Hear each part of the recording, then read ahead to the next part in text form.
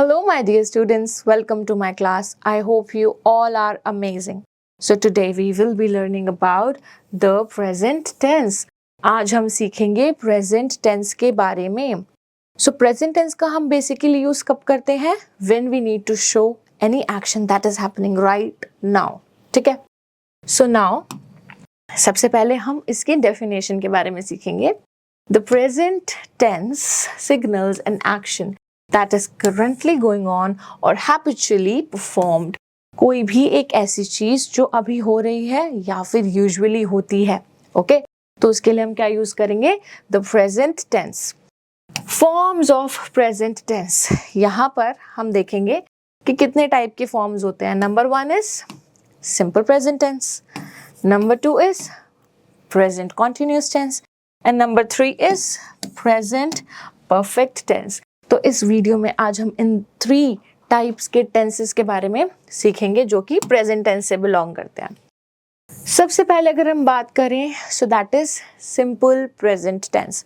इसका यूज हम करते हैं जो भी काम हम अपने डेली बेसिस पे करेंगे. ठीक है, जैसे कि आई टीच माई स्टूडेंट्स. मैं अपने स्टूडेंट्स को पढ़ाती हूँ और हर रोज पढ़ाती हूँ, है ना. She goes to school. वो स्कूल जाती है. ओके सो कोई भी ऐसा काम जो हम या तो रेगुलर बेसिस पे करते हैं या फिर अभी हम करंटली कर रहे हैं, तो सिंपल प्रेजेंट टेंस में ना वो काम जो भी हम रेगुलर बेसिस पे करते हैं ना, रेगुलर या हम उसको डेली बोल सकते हैं कि ये काम हम डेली करते हैं, उसके लिए हम यूज करेंगे simple present tense. Here you can see some examples. He lives in London. वो लंदन में रहता है. ठीक है, रेगुलर उसकी हैबिट है, दैट उसका जो हैबिटेट है वो क्या है? लंदन. I play cricket. मैं क्रिकेट खेलता हूँ. एवरी वीकेंड, हर हफ्ते मैं क्रिकेट खेलता हूँ.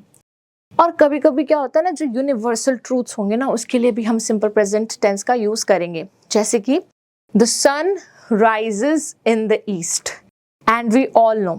जो सन है वो कहाँ से राइज करता है? ईस्ट से राइज करता है. और सेट कहाँ पे होता है? वेस्ट में सेट होता है. लाइक सो सिमिलरली जो भी चीजें रेगुलर बेसिस पे होती हैं और जो चीजें यूनिवर्सली होती हैं उसके लिए हम सिंपल प्रेजेंट टेंस का यूज करेंगे. Now you can read more examples. अच्छा, उससे पहले हम देखेंगे कि ये भी यूनिवर्सल ट्रूथ है कि ह्यूमन की बॉडी में 206 बोन्स प्रेजेंट होती हैं. Okay now let's read the examples. She goes to college daily. He likes music and so on.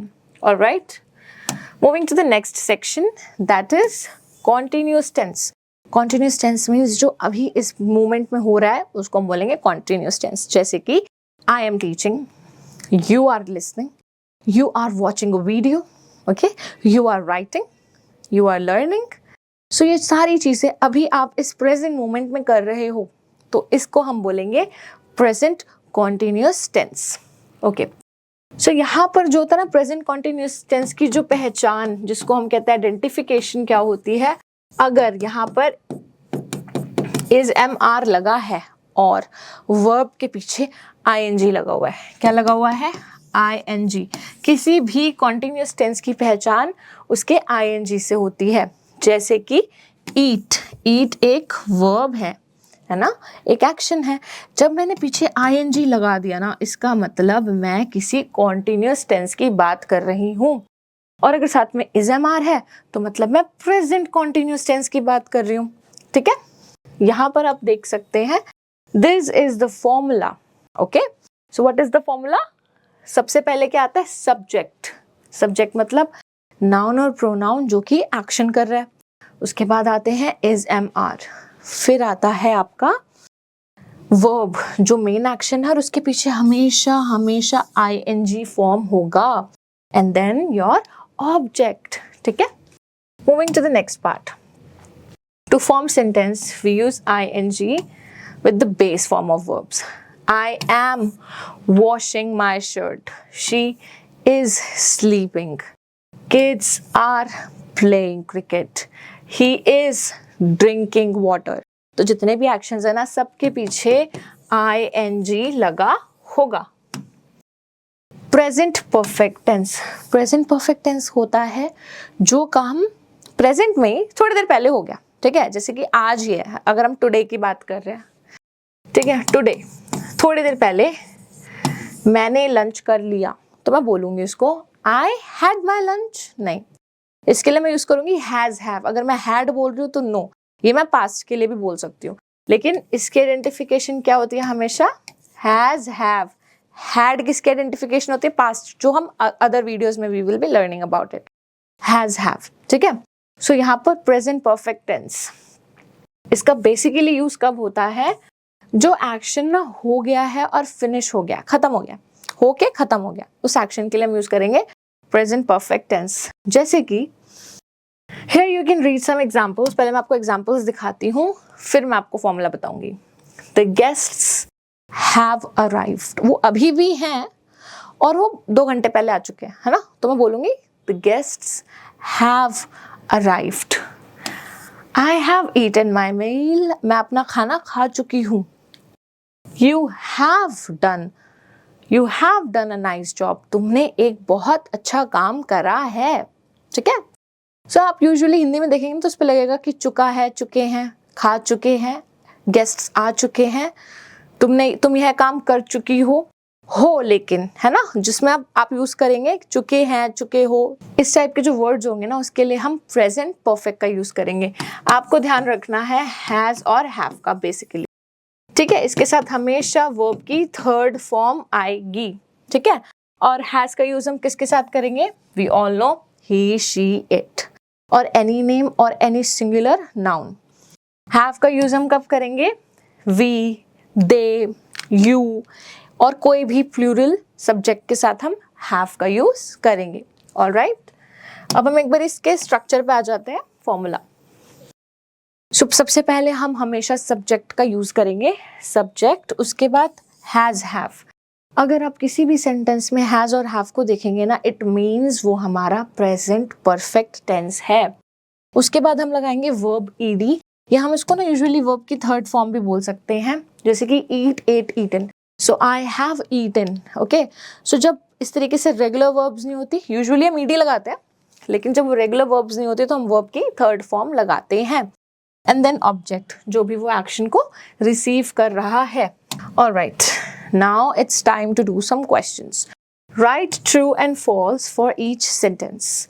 I am go to the mall now. हमें पता है इज एम आर के साथ verb में ना ing आता है, सो ये मेरा गलत है, फॉल्स, तो मैं यहाँ पे फॉल्स लिख देती हूँ। He goes to school every day, और we know that कि he goes, she goes, हमें पता है कि he, she, और किसी भी नेम में जब हम सिंपल प्रेजेंट में उसको यूज करेंगे तो s और es लगता है सिंगुलर के साथ, है ना। So he goes, that is true। We are going, perfect। So इसके लिए हम क्या लगाएंगे, true। You eat pizza today, you eat pizza today, तो हम यहाँ पर लिख सकते हैं कि You have eaten,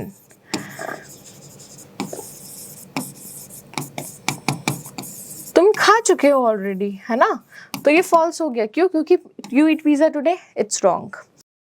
Alright, 5, 6, 7, 8 में आपने खुद आइडेंटिफाई करना है कि is it right or wrong।